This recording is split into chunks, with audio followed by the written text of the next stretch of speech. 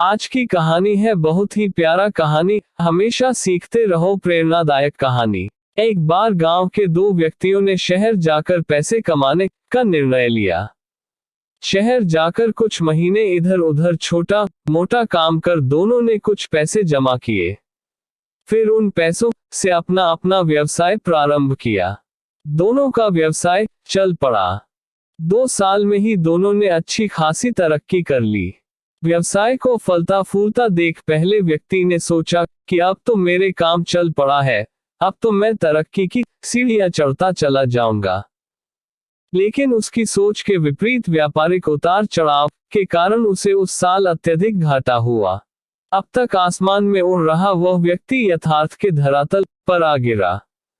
वह उन कारणों को तलाशने लगा जिनकी वजह से उसका व्यापार बाजार की मार नहीं सह पाया। सबने पहले उसने उस दूसरे व्यक्ति के व्यवसाय की स्थिति का पता लगाया जिसने उसके साथ ही व्यापार आरंभ किया था।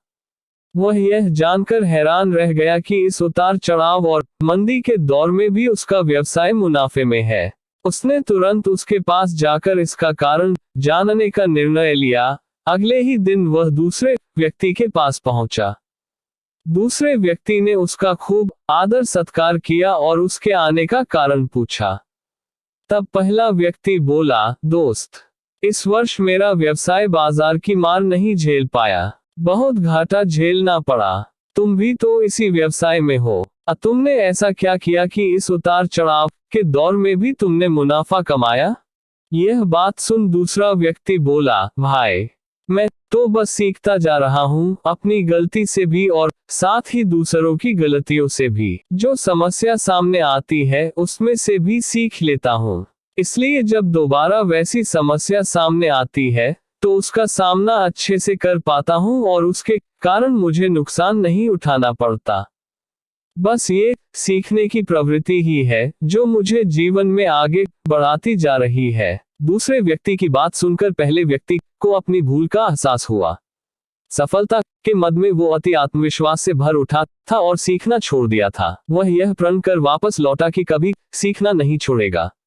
उसके बाद उसने कभी पीछे मुड़कर नहीं देखा और तरक्की की सीढ़ियां चढ़ता चला गया। सीख दोस्तों, जीवन में कामयाब होना है तो इसे पाठशाला मान हर पल सीखते रहिए। यहाँ नित नए परिवर्तन और नए विकास होते रहते हैं। यदि हम स्वयं को सर्वज्ञता समझने की भूल करेंगे तो जीवन की दौड़ में पिछड़ जाएंगे, क्योंकि इस दौड़ में जीतता वही है जो लगातार दौड़ता रहता है।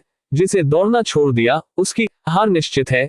इसलिए सीखने की ललक खुद में बनाए रखें, फिर कोई बदलाव, कोई उतार चढ़ाव आपको आगे बढ़ने से नहीं रोक सकता। दोस्तों, कहानी आपको अच्छा लगा तो प्लीज हमारे चैनल को सब्सक्राइब जरूर करें। धन्यवाद।